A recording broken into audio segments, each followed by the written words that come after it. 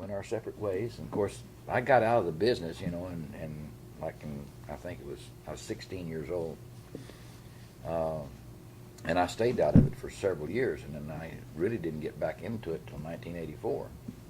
Whenever I went and well, I'd done some commercials for my brother, but when I went and did Santa Claus the movie, and then How is it training reindeer? Well, it's difficult.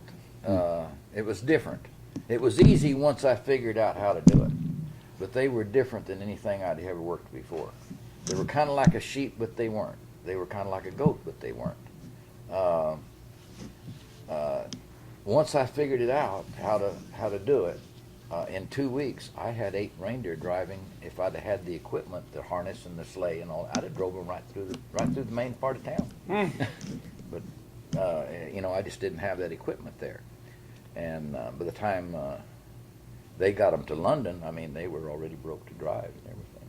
And my boss there, he wanted me to put the reindeer in the positions, all 8 positions that we wanted. And I said, you can't do that. He said, why? And I said, well, the director and the makeup people, and all, they're going to decide which deer goes in which position. So we had to train all the deer to work any position we put them in. And he didn't like that idea, but it turned out I was right, because they didn't have them anything like we thought they should have been.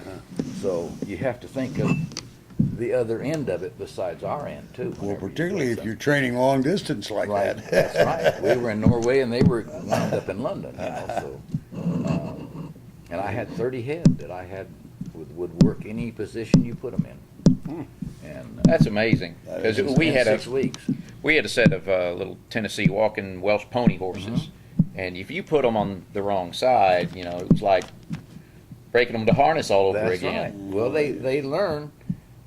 That's why we did it early. I mean, we didn't keep them in any position any length of time. We kept switching them around every day. I mean, we'd change different. Smart thinking. And, Wow. Yeah. Well, yeah. And whereas if you work 2 ponies side by side, they just will not work on the other side unless you have to start completely over again. And the same way with any big horses, anything. You get an idea of them working in one position, that's the position they're going to stay in for the rest of their lives, unless you do a lot more work. It takes twice as long to train them to do the other thing as it did the first time.